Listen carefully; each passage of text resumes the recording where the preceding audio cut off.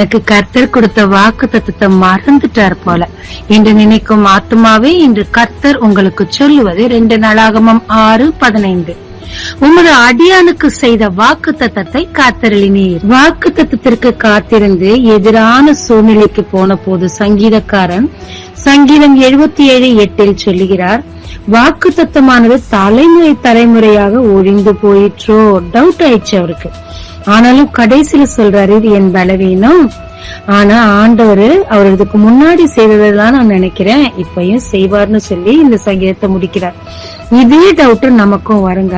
வாக்கு ஒண்ணு பண்ணிருப்பாரு, நமக்கு நடக்கிறதெல்லாம் வேற விதமா இருக்கும். சோ வாக்கு தத்துவம் நடக்கல போல, இல்லன்னா நானே அதை தப்பா புரிஞ்சுக்கிட்டேன் போலன்னு சொல்லி வாக்கு தத்துவத்தை கடந்து வேற ஏதாவது நம்ம செய்ய போகும்போது பிரச்சனையில மாட்டிக்குவோங்க. வசனம் சொல்லுகிறது, வாக்கு தத்துவத்தை பண்ணினவர் அதை நிறைவேறும் வரைக்கும் அதை காத்து கொள்ளுகிறார், பாதுகாக்கிறார்னு சொல்றாருங்க. இப்படித்தான் கர்த்தர் யோசேப்புக்கும் செய்தார், ஆபிரகாமுக்கும் செய்தார். அதை பார்க்கலாங்க. வயசாயிடுச்சு, கர்ப்பமும் செத்து போச்சு, இனி வாக்கு நிறைவேறலன்னு சொல்லி ஆபிரகாம் ஹேஸ்டியான ஒரு முடிவுக்கு போய் மனைவி பேச்சை கேட்டு ஆகார கூட்டிட்டு வந்தாரு. என்னாச்சு?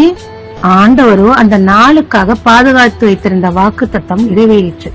ஆனா ஆகாரம் பிள்ளையும் அவங்களுக்கு பிரச்சனையா இருந்தாங்க. அன்னைக்கு மட்டுமா, இன்னைக்கு வரைக்கும் நடக்கிற போராட்டத்துக்கெல்லாம் அந்த இஸ்மவேலோட பரம்பரை தான் காரணமா இருக்கு. வாக்கு தத்துவம் நிறைவேறது முக்கியம் இல்லைங்க, அது முடிவு சமாதானத்துக்கு எதுவா இருக்கிறதுக்கு நம்ம பொறுமை அவசியமா இருக்குங்க. யோசிப்புக்கும் தேவன் வாக்கு பண்ணினார், உன் சகோதரர் தாய் தகப்பெல்லாம் முன்னாடி நிப்பாங்கன்னு. நிறைவேறிச்சா? ஆரம்பத்துல நிறைவேறிக்கல, நிறைய பிரச்சனைக்குள்ள போனாலும் அவர் விட்டு கொடுக்கல. எப்படி பாதுகாத்து கொண்டார்? பரிசுத்தத்தோடு பாதுகாத்து கொண்டார். பரிசுத்தத்தை காத்து எல்லா இடத்துலயும் தேவனுடைய நாமத்தை மகிமைப்படுத்திக் கொண்டே இருந்தார். எனவே தேவக்காரம் அவரோடு இருந்து ஆசீர்வாதத்தை பெற்றுக்கொண்டே இருந்தார். ஒரு நாள் வந்தது, வாக்கு தத்தம் சம்பூர்ணமாய் நிறைவேறிற்று. இவங்க 2 பேருக்கு உள்ள வித்தியாசம் அதுதாங்க.